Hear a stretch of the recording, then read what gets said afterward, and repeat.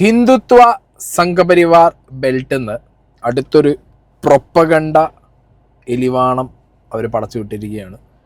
The Kerala story 2 goes beyond. കേരളത്തിൽ മാത്രമല്ല, ഇപ്രാവശ്യം ഗോസ് ബിയോണ്ടാണ്, പുറത്തേക്കും കൂടി എന്നാണ് പറഞ്ഞിട്ടുള്ളത്.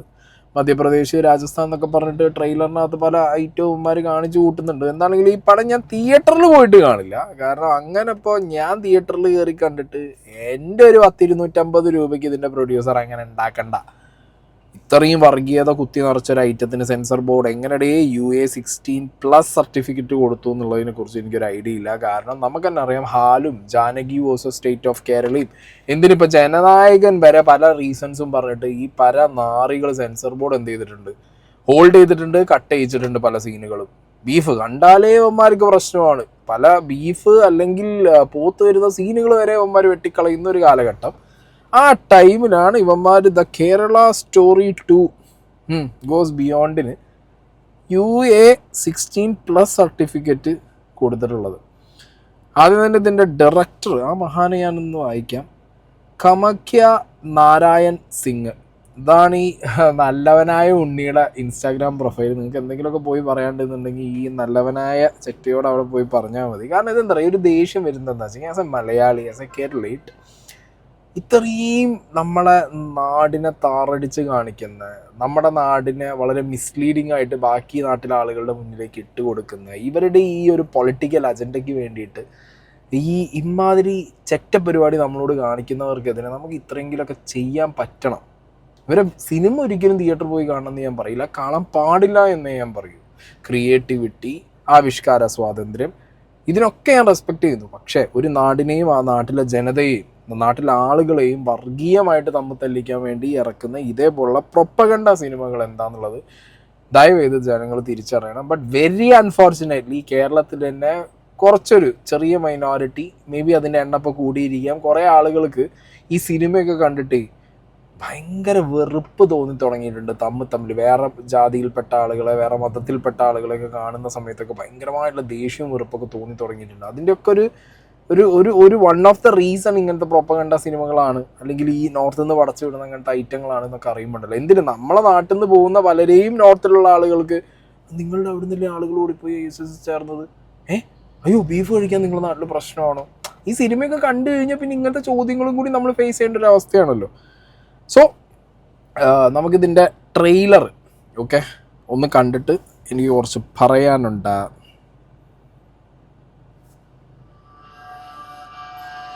ഇൻസ്പയർഡ് ബൈ മെനി ട്രൂ ഇവൻസോ? എന്താണാവോ ഈ ട്രൂ ഇവൻസ്? ഇതിൽ കാണിക്കുന്നതൊക്കെ ട്രൂ ആണോ? അതോ നിങ്ങൾ ട്രൂ ആന്ന് പറഞ്ഞ് എഴുതി കാണിച്ച് നോർത്തുള്ളവന്മാരെ പുളകം കൊള്ളിക്കാനാണോ?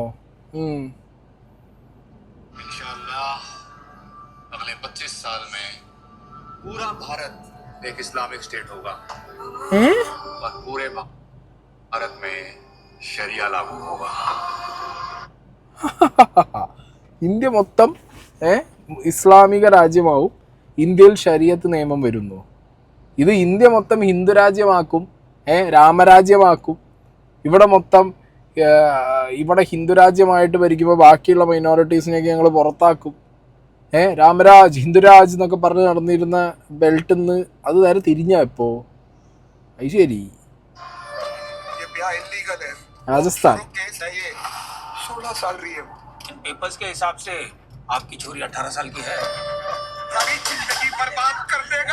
രാജസ്ഥാനിൽ നടക്കുന്ന മതം കൺവേർഷൻ, അതാണ് പറഞ്ഞുകൊണ്ടിരിക്കുന്നത്. അടുത്ത മധ്യപ്രദേശ്. ഇതിലെന്താ അറിയോ, ഇത് കേരളത്തിന്റെ പുറത്ത് ഇപ്പോൾ മധ്യപ്രദേശ് പറയുന്നുണ്ട്, രാജസ്ഥാൻ പറയുന്നുണ്ട്. ഇവിടെയൊക്കെ പല സ്ത്രീകളെയും മുസ്ലിം നാമധാരികളായിട്ടുള്ള യുവാക്കള് അവർ പ്രേമിച്ച് അവരെ മതത്തിൽ നിന്ന് കൺവേർട്ട് ചെയ്ത് മുസ്ലിമിലേക്ക് കൊണ്ടുവരിക എന്നുള്ള രീതിയിലേക്കുള്ള പരിപാടികൾ. അതായത് ലവ് ജിഹാദ് എന്ന് പറഞ്ഞൊരു സാധനം ഇവർ ഒളിച്ചു കടത്തി. ഇനിയിപ്പോൾ സിനിമ ഇറങ്ങുമ്പോൾ അറിയില്ല ഇത് ലവ് ജിഹാദ് എന്ന് പറഞ്ഞ ടൈം ഉപയോഗിച്ചിട്ടുണ്ടോ എന്നുള്ളത്. പക്ഷെ ഈ തിരിച്ചു കൊണ്ടുവരാൻ നേരത്തെ തന്നെ വായന വരാൻ റീസൺ ഉണ്ട്.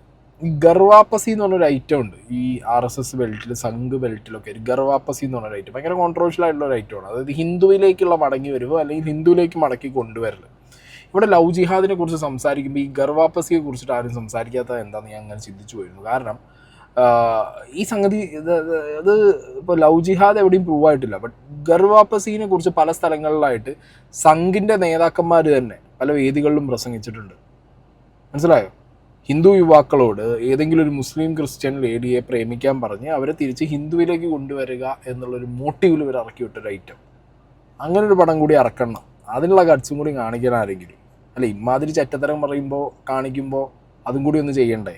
അപ്പം അതിനെന്താണെങ്കിലും ഇറക്കാൻ സമ്മതിക്കില്ല. സെൻസർ ബോർഡ് എന്തായാലും സെൻസർഷിപ്പ് കൊടുക്കില്ലായിരിക്കും.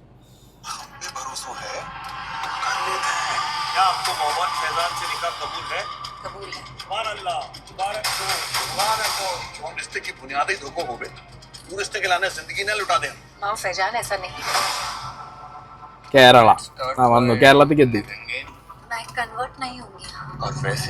കൺവേർഷനെ കുറിച്ചാ പറയുന്നത്.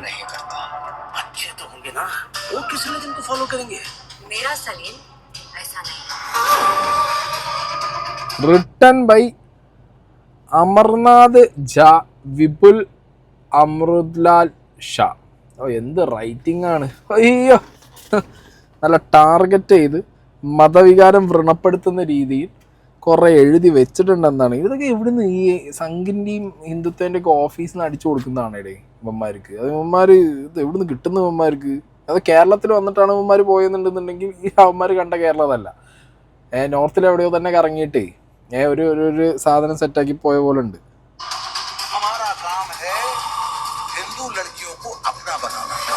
ശരി.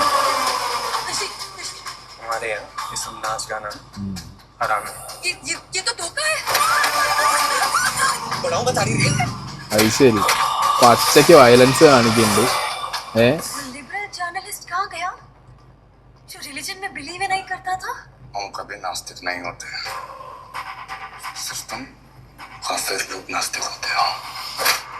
എത്ര പച്ചയ്ക്ക് അവന്മാരിത് കാണിക്കുന്നത്, അതാണ് ഞാൻ ആലോചിച്ചു നോക്കുന്നത്.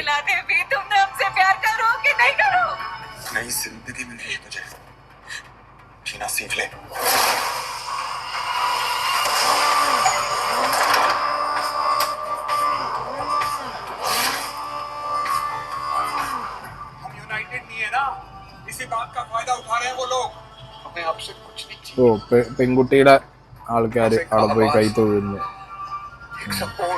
അതെ, ഇതൊക്കെ ഇങ്ങനത്തെ സെന്റിമെന്റ്സ് പോയി കാണിച്ചാൽ മതിയല്ലോ. മെയിൻ സാധനം ബീഫ് കഴിക്കാൻ പറയുന്നതാണ്.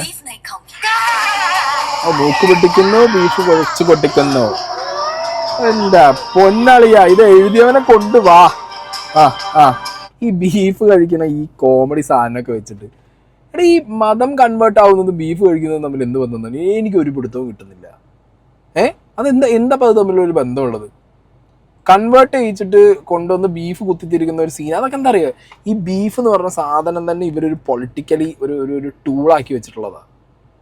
ഇപ്പോൾ ഒരു കേരളത്തിലൊരു ഹിന്ദു കുട്ടിയെ കല്യാണം കഴിച്ച് വീട്ടിലേക്ക് കൊണ്ടുവന്ന ഒരു മുസ്ലിം യുവാവിൻ്റെ ഫാമിലി ബീഫ് കഴിക്കില്ല എന്ന് അവൾ പറയുന്നു. വായൊക്കെ പിടിച്ച് മൂക്കൊക്കെ പിടിച്ച് അത് സെറ്റ് ചെയ്തിരിക്കുന്ന രീതി നോക്ക് നിങ്ങൾ. ഇത് കാണുന്ന കുറേ നോർത്തിലുള്ള ജയ് ശ്രീരാം, ജയ് ഹനുമാൻ ടീംസിനെ അങ്ങോട്ട് പൊട്ടും, അവിടുന്ന് പൊട്ടി ഒലിക്കും. പിന്നെ ഇവിടെയുള്ള കുറേ സ്ലീപ്പർ സെൽസ് ഉണ്ട്, സംഘപരിവാറിൻ്റെ ഹിന്ദുത്വയുടെ കുറേ സ്ലീപ്പർ സെൽസ് ഉണ്ട്. അവർക്കും ഇത് ഭയങ്കരമായിട്ട് കൊള്ളും. തിരിച്ചടിക്കണം, റിവെഞ്ച് ചെയ്യണം. എന്നിട്ട് എന്തിന് വേറൊരു മുസ്ലിമിനെ പിടിച്ചിട്ട് വായിൽ ചാണകം തിരികുമോ? ചെയ്തളയുണ്ടവന്മാർ, പറയാനൊന്നും പറ്റില്ല. അല്ലെങ്കിൽ എന്ത് മണ്ടത്തരം. ഇതാണ് ഈ പറഞ്ഞ ക്രിയേറ്റിവിറ്റി, ആവിഷ്കാര സ്വാതന്ത്ര്യം. ഇതാണോ ആവിഷ്കാര സ്വാതന്ത്ര്യം? ഇതിന് അപരാധം എന്നാണ് പറയേണ്ടത്, പച്ച അപരാധം. 450 കിലോ ഉള്ള ബീഫും മേടിച്ച് സ്വയം ഇവിടെ നമുക്ക് തന്നെ തിന്നാൻ തീരില്ല 1 കിലോ ബീഫ്. അപ്പോഴാണ് വേറൊരാളെ വാര് കുത്തിത്തിരിക്കാൻ വേണ്ടി നിൽക്കുന്നത്. അതല്ലെങ്കിലും ബീഫ് മാത്രം കൊടുക്കരുതെന്നാണ് അന്നാറി ഇത് എഴുതിയവനോടാ പറയുന്നത്. പൊറാട്ടയിലും മിക്സ് ചെയ്ത് കൊടുക്കണം, അതാണ് ആ കുട്ടി കഴിക്കാൻ.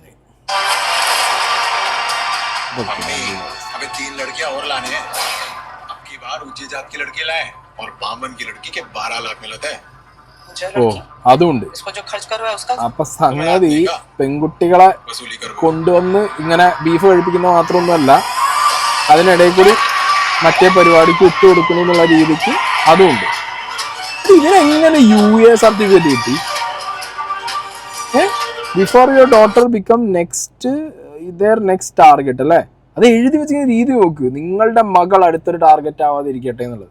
എടാ എല്ലാ ജാതി ഈ മതത്തിലും ഉണ്ട് ഈ സാധനം ഉണ്ടാ, ഈ ജാതി ഇറക്കി കയറിപ്പോണ്ട് എല്ലാ മതത്തിലും ഈ പറഞ്ഞ കൺവേർഷൻ ഇതേപോലെ കല്യാണം കഴിക്കാന്നുള്ള വാഗ്ദാനം കൊടുത്ത് പിന്നെ അവരുടെ മതത്തിലേക്ക് വന്നാൽ മാത്രമേ കല്യാണം കഴിക്കാൻ പറ്റൂ എന്നൊക്കെ പറഞ്ഞുള്ള പരിപാടികൾ ചെയ്യുന്ന ഇഷ്ടംപോലെ ആളുകളുണ്ട്, ഇല്ലയെന്ന് ഞാൻ പറയുന്നില്ല. അങ്ങനെയുള്ളവരുണ്ട്.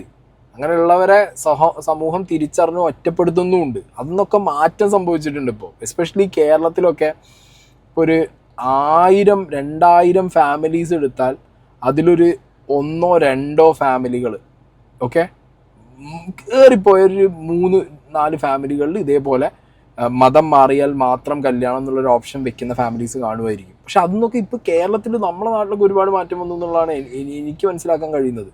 ഇനി ഇങ്ങനെ കൺവേർഷൻ്റെ കാര്യം പറയുന്ന മുസ്ലിം മാത്രമല്ല, ഈ ലവ് ജിഹാദ് എന്ന് പറഞ്ഞിട്ട് മുസ്ലിങ്ങൾ മാത്രമാണോ ഈ ഹിന്ദു കുട്ടികളെ കൺവേർട്ട് ചെയ്ത് അല്ലെങ്കിൽ ക്രിസ്ത്യൻ കുട്ടികളെ കൺവേർട്ട് ചെയ്ത് കൊണ്ടുവന്നത്? ഹിന്ദുവിലുണ്ട്, മുസ്ലിമിലുണ്ട്, ക്രിസ്ത്യനിലുണ്ട്. ഇത് നടക്കുന്ന ഏത് മതത്തിലും നടക്കും.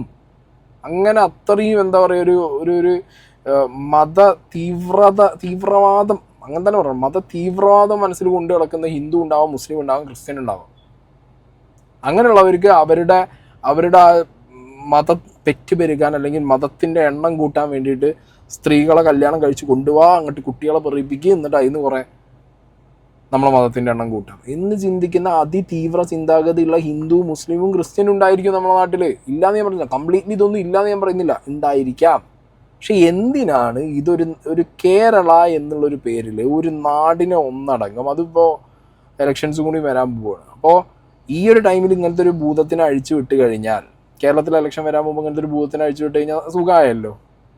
പണ്ടത്തെ പോലെയല്ല. ഇപ്പം എന്താ പറയുക, ഇപ്പോൾ കുറേ ആളുകൾക്ക് ഈ ഗർവാപ്പസി ഭയങ്കര സ്ട്രോങ് ആയിട്ട് എടുത്തിട്ടുള്ള കുറേ ആൾക്കാരുണ്ട്. അതല്ലാതെ ഭക്തിമാർഗത്തിലേക്ക് തിരിച്ചു വരുന്ന യൂത്ത് എന്ന് പറഞ്ഞിട്ടുള്ളൊരു പ്രൊപ്പഗണ്ട ഇവിടെ വേറെ അടിച്ചുകൊണ്ടിരിക്കുന്നുണ്ട്. അത് ഈ ഭജൻസൊക്കെ ആയിട്ട് അത് വേറെ സൈഡിൽ ഇവിടെ സംഘിൻ്റെയും ഈ പറഞ്ഞ ഹിന്ദുത്വയുടെ ഒക്കെ ആളുകൾ അങ്ങനത്തെ ഒരു പ്രൊപ്പഗണ്ട ഒരു സൈഡിൽ കൂടി സോഷ്യൽ മീഡിയയിലും അല്ലാതെയൊക്കെ അമ്പലം കേന്ദ്രീകരിച്ചിട്ടുള്ള ഭയങ്കര സംഗതിയൊക്കെ നടന്നുകൊണ്ടിരിക്കുന്നുണ്ട്. അങ്ങനത്തെയൊക്കെ ക്രൗഡിൻ്റെ തലയിൽ ഓൾറെഡി ഒരു മാനിപ്പുലേഷൻ കൊണ്ടുവന്ന് ഇവിടുത്തെ യങ് യൂത്തിനിടയ്ക്ക് ഒരു എന്താ പറയുക ഒരു തരം വിഷം കുത്തി വെക്കുമ്പോൾ അതിനൊരു എക്സ്ട്രാ ഡോസ് പോലെ സിനിമ എന്ന് പറയുമ്പോൾ പിന്നെ അങ്ങനെയാണ്. സിനിമ കുറച്ചും കൂടിയും ഫിക്ഷൻ ആണെങ്കിലോ അല്ലെങ്കിൽ ഈ സംഗതിയൊക്കെ നടക്കാത്ത പരിപാടികളോ അല്ലെങ്കിൽ എക്സാജറേറ്റഡ് കാണിക്കുന്ന പരിപാടികളാണെങ്കിലും ചില ആളുകളിലേക്ക് ഈ സിനിമ ഭയങ്കരമായിട്ട് ഇറങ്ങിച്ചെല്ലും. അങ്ങനെ മനസ്സിലാക്കിയിട്ടാണ് ഈ സിനിമ വഴി അതിൽ കാട്ടവരാതെ അവർ പടച്ചു വിടുന്നത്. ആൻഡ് ഇതിൻ്റെയൊക്കെ കമൻറ്റ് ബോക്സ് നിങ്ങളൊന്ന് കയറി നോക്കി. ഞാനിവിടെ സൈഡിൽ കുറച്ച് കമൻറ്റ് ബോക്സ് വെക്കാം. ഇതിൽ പലരും വന്ന് ചോദിക്കുന്നത് ഈ കേരളത്തിൽ ഇങ്ങനെയാണോ, കേരളത്തിലെ മുസ്ലിങ്ങൾ ഇങ്ങനെയാണോ എന്നൊക്കെ ചോദിച്ചിട്ട് കമൻറ്റ് ബോക്സിൽ അങ്ങനെ എഴുതിയിട്ട് പോയിക്കൊണ്ടിരിക്കുകയാണ് ഇവർ. ഇനി ഇത് മാത്രമല്ല, ഈ ഒരു പെർട്ടിക്കുലർ സിനിമയുടെ ട്രെയിലർ വന്നതിന് ശേഷം ഇതിൻ്റെ ട്രെയിലറിൻ്റെ അടിയിൽ നോർത്ത് നിന്നുള്ള ഒരു ഇട്ട കമൻറ്റാന്ന് വിചാരിക്കാം. നമ്മളെ നാട്ടിലുള്ള ഒരു ഇട്ട കമൻറ്റുകൾ ഞാനിവിടെ സൈഡിൽ വയ്ക്കുന്നുണ്ട്. ശരിക്കും ഷോക്കിംഗ് ആയി. ഇതുപോലെ കാര്യങ്ങൾ തുറന്ന് കാണിച്ച ഡയറക്ടറുടെ ധൈര്യം ഉള്ളത് തന്നെയാണ്. എത്രയോ ഹിന്ദു സ്ത്രീകൾ ഇരകളാണ്. പിന്നെ as A Keralite myself I completely support this movie എന്ന് പറഞ്ഞിട്ട് ഇങ്ങനെ പെയ്ഡ് പ്രൊമോഷൻസ് ഒരു വഴിക്ക്. അതിൽ തന്നെ മുസ്ലിം നാമധാരികളായിട്ടുള്ള പേരുകൾ കാണിക്കുന്ന അങ്ങനത്തെ പേരുകളും ഒക്കെ വെച്ചുള്ള കുറേ പ്രൊഫൈലിൽ നിന്ന് ഈ സിനിമയെ സപ്പോർട്ട് ചെയ്യുന്ന രീതിയിലുള്ള പോസ്റ്റുകൾ ഇടുക. അങ്ങനെ പല രീതിയിലുള്ള പ്രൊമോഷണൽ ഗിമിക്കുകൾ ഇവർ കാണിച്ചു കൂട്ടുന്നുണ്ട്. എന്തടേ ഇത്? നമ്മുടെ നാട്ടിലെന്താ നമ്മൾ ആദ്യം മനസ്സിലാക്കേണ്ടത്? നമ്മളെ നാടിനെ വെട്ടിക്കീറാൻ, വിഭജിക്കാൻ ഇവർക്ക് ആവശ്യം എന്താ? മതപരമായിട്ട് ആളുകളുടെ ഇടയിൽ വർഗീയത പറഞ്ഞു വരുത്തുക എന്നുള്ളതാണ്. മനസ്സിലായില്ലേ? അത് സംഘപരിവാറും ഈ പറഞ്ഞ ഹിന്ദുത്വവാദികളും ഒക്കെ കുറച്ച് കാലങ്ങളായിട്ട് അവർ ഈ സാധനം എക്സിക്യൂട്ട് ചെയ്യുന്നുണ്ട്. Story of India, the India story എന്ന് പറയുകയാണെങ്കിൽ ഒരു സാധനം വേണമെങ്കിൽ ഇറക്കാം. റീസെൻ്റ്ലി താപ്സി പന്നു ഒരു TV ഷോയുടെ ഭാഗമായിട്ട് അവർ ഫ്ലോറിൽ എന്ന സമയത്ത് അവരോട് രാഹുൽ ഗാന്ധിൻ്റെയും നരേന്ദ്രമോദിൻ്റെയും ഫോട്ടോ കാണിച്ചിട്ട് ഹൂസ് യുവർ ഫേവറേറ്റ് ലീഡർ എന്നൊരു ചോദ്യം ചോദിച്ചപ്പോൾ അവർ കൊടുത്ത് ഉത്തരം കേട്ടോ. एंड 5 में रैपिड फायर का ये अहम सवाल, पसंदीदा राजनेता कौन?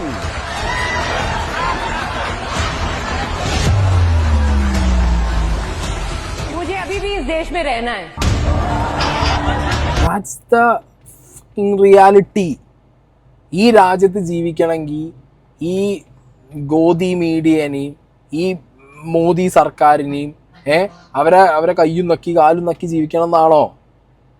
ഇപ്പൊ താപ്സി പന്നു അവിടെ രാഹുൽ ഗാന്ധിനെയാണ് തൊട്ടെന്നുണ്ടെങ്കിൽ Taapsee Pannu is done and dusted.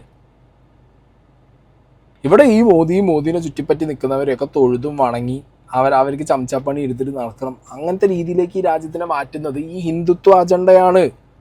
Hindutva ഭീകരത ഇവിടെ ഇംപ്ലിമെന്റ് ചെയ്യാനാണ്. അതിനുവേണ്ടി പ്രൊപ്പഗണ്ടയായിട്ട് ഇങ്ങനെ കുറേ സിനിമകളും പരിപാടികളൊക്കെ ഇറക്കും. ഞാൻ പറയുമ്പോൾ ഇപ്പം ഈ താപ്സി പന്നു ചെയ്ത കാര്യം ഇതൊരു സിനിമയായിട്ട് എടുക്കണം. ദ റിയൽ ഇന്ത്യൻ സ്റ്റോറി എന്ന് പറഞ്ഞിട്ട് അങ്ങനെ എടുത്തു വെച്ചങ്ങനെ ഉണ്ടാവും. ഇറക്കാൻ സമ്മതിക്കുമോ അവന്മാർ? ഇനി കേരളത്തിൽ ഇതിന് വലിയ ഗ്രിപ്പ് ഉണ്ടാവില്ല, അല്ലെങ്കിൽ കേരളത്തിലെ മലയാളികൾ 100% ലിറ്ററസി ഉള്ളവരാണ്, നമ്മൾ ഈ പറഞ്ഞ പ്രൊപ്പഗണ്ടയൊന്നും ഏറ്റെടുക്കില്ല എന്ന് പറയുന്നവർക്ക് 2 വർഷം മുമ്പ് കേരള സ്റ്റോറി 1 ഇറങ്ങിയ ടൈമിൽ അന്നൊരു ചേച്ചി തിയേറ്ററിൽ നിന്ന് കൊടുത്ത റെസ്പോൺസ് കേൾക്കാം. ഇതൊരു സ്റ്റോറി അല്ല, എൻ്റെ ഫ്രണ്ടിൻ്റെ മോളുടെ സ്റ്റോറിയാണ്. എനിക്ക് അനുഭവമുള്ളതാണ്. എനിക്ക് കണ്ടിട്ട് സഹിക്കാൻ പറ്റിയില്ല. അതുകൊണ്ട് ഇത് മാക്സിമം പബ്ലിസിറ്റി കൊടുക്കണം. ഇനിയത്തെ കാലത്ത് എല്ലാ പെൺകുട്ടികളും ഇത് അറിഞ്ഞിരിക്കണം. എല്ലാവരും അറിയണം. ഇത് നേരത്തെ തന്നെ ഇത് പബ്ലിസിറ്റി കൊടുത്തിരുന്നു എന്നുണ്ടെങ്കിൽ എൻ്റെ ഫ്രണ്ടിൻ്റെ മോൾക്ക് ഇത് സംഭവിക്കില്ലായിരുന്നു. അത്രയ്ക്ക് വിഷമമുണ്ട് എനിക്കിത് കണ്ടുകൊണ്ടിരുന്നപ്പോൾ. ഇത് റിയൽ സ്റ്റോറിയാണ്, വെരി റിയാലിറ്റി, ഫുൾ റിയാലിറ്റിയാണ്. ഇതിന് ആരെങ്കിലും എഗൻസ്റ്റ് പറയുന്നു എന്നുണ്ടെങ്കിൽ അവർ കൾപ്രിക്റ്റ് ആണ്. അതുകൊണ്ടാണ് ഇത് എഗൻസ്റ്റ് പറയുന്നത്. ഇവിടെയുള്ള വർഗീയവാദികളെന്ന് പറയുന്ന ഈ ഇടതുപക്ഷവും വലതുപക്ഷവും ഒക്കെ ഉള്ളവർ ഈ സിനിമയ്ക്ക് എതിരായിട്ടാണ് പ്രവർത്തിച്ചുകൊണ്ടിരുന്നത്. നമ്മളെ വീട്ടിലുള്ള പെൺകുട്ടികൾ ഒന്നടങ്കം കുടുംബസമേതം ഒന്നടങ്കം കാണുന്ന ഒരു സിനിമയാണ്. ഈ സിനിമയിൽ തെറ്റായിട്ടൊന്നും സംഭവിച്ചിട്ടില്ല. മതേതരത്വം പുലർന്നുള്ള ആഗ്രഹത്തോടു കൂടി തന്നെയാണ് ഈ സിനിമ എടുത്തിരിക്കുന്നത്. ഈ സിനിമയ്ക്ക് എതിരെ തിരിഞ്ഞവർ എല്ലാം വിഡ്ഢികളായിട്ട് ഈ കേരളത്തിൽ അറിയപ്പെടുമെന്നുള്ളതാണ് എൻ്റെ അഭിപ്രായം. ചേട്ടനും ചേച്ചീൻ്റെ ഒക്കെ ശുഷ്കാന്തി കണ്ടോ? അതായത് സംഘത്തിൽ നിന്ന് ടിക്കറ്റ് കൊടുത്തായിരിക്കും കയറി കാണാൻ വേണ്ടിയിട്ട്. ചേച്ചീൻ്റെ ഒക്കെ ചേച്ചിയുടെ ഏതോ ഫ്രണ്ടിൻ്റെ മകൾക്ക് ഇത് സംഭവിച്ചു എന്ന് പറയുന്നത്. എൻ്റെ അറിവിൽ ഇവർ ഈ കേരള സ്റ്റോറി 1 കാണിച്ച അത്രയും നമ്പർ ഓഫ് ആളുകളൊന്നും ഈ നാട്ടിൽ നിന്ന് പോയിട്ടില്ല. ഒന്ന്, ഇനി ഈ ചേച്ചി എന്ത് കഥയാണ് ഈ പറഞ്ഞുകൊണ്ടിരിക്കുന്നത് എനിക്ക് അറിയാൻ പാടില്ല. പിന്നെ ഇവരിപ്പോൾ ചെയ്ത പരിപാടി കേരള സ്റ്റോറി 2 എന്ന് പറഞ്ഞ് ചെയ്തൊരു പരിപാടി, ഇത് ലവ് ജിഹാദ് എന്ന് പറഞ്ഞ ടേം ഉപയോഗിക്കാതെ എന്നാൽ അതിലേക്ക് കണക്റ്റഡ് ആക്കി കൊണ്ടുവന്ന് ഒരു ഐറ്റം. ഇത് ദ കേരള സ്റ്റോറി എന്ന് പറഞ്ഞതിനേക്കാൾ, അതായത് പാർട്ട് 1 ഭീകരത കൂടിയ ഒരു പോയിസണാണ് ഈ 2 എന്ന് പറയുന്നത്. ഇങ്ങനത്തെ ഈ ചിന്താഗതിയുള്ള ചേട്ടനും ചേച്ചിയൊക്കെ ഈ നാട്ടിലുള്ള നാടാണ്. ഇവർക്ക് ഇത് കണ്ടു കഴിഞ്ഞാൽ എനിക്കറിയാൻ പാടില്ലടി നാളെ ഈ പറഞ്ഞ ഹിന്ദു കുട്ടികളുടെ അവസ്ഥ എന്തായിരിക്കും വീട്ടിൽ നിന്ന് പെൺകുട്ടികളത്. കാരണം ഇതുപോലെ ചിന്താഗതിയുള്ള, ഇതുപോലെ ചിന്തിക്കുന്ന, പുറത്തിറങ്ങി കഴിഞ്ഞാൽ ഒരു മുസ്ലിം പയ്യൻ ഞങ്ങളെ പെൺകുട്ടീനെ അടിച്ചുകൊണ്ട് പോകാൻ നിൽക്കുകയാണ്, എന്നിട്ട് മതം മാറ്റാൻ നിൽക്കാന്ന് പേടിച്ചിട്ട് ചിലപ്പോൾ ഇവരെന്ത് ചെയ്യുന്ന പറയുക, പെൺകുട്ടികളെ പുറത്തു വിടാതെയാവും നാളെ. റൂമിലും മറ്റേ ലോക്കിട്ട് പൂട്ടി വയ്ക്കും, അല്ലെങ്കിൽ വല്ല ഫ്രീസറിനകത്തും കയറ്റി വെച്ചിട്ട് ഇവന്മാരെന്ത് ചെയ്യും, ഫ്രീസ് ചെയ്ത് കളയും.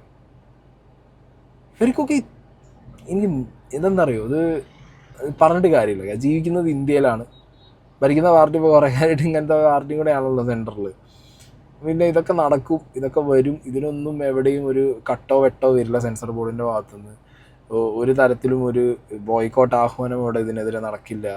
ഇവൻ മലയാളികളാണെങ്കിൽ ഞാനിപ്പോൾ ഈ കാണിച്ച പോലെ ഇതിൻ്റെ 1 ഇറങ്ങിയപ്പോൾ കയറി കണ്ട പോലെ അതിനേക്കാൾ കൂടുതൽ ആളുകൾ ചിലപ്പോൾ 2 കയറി കാണാനുള്ള ചാൻസ് ഞാൻ കാണുന്നുണ്ട്. എന്താണ്, ഞാൻ കാണൂല. എനിക്ക് ഇങ്ങനത്തെ ഈ ആളുകളെ വർഗീയമായി അങ്ങോട്ടും ഇങ്ങോട്ടും തല്ലിപ്പിക്കാൻ വേണ്ടി ഇറക്കുന്ന ഇങ്ങനത്തെ ക്യാപ്സ്യൂളുകൾ കാണാൻ താല്പര്യമില്ല. നല്ല ചേറ്റ പരിപാടിയാണ് കാണിച്ചു വെച്ചിട്ടുള്ളത്.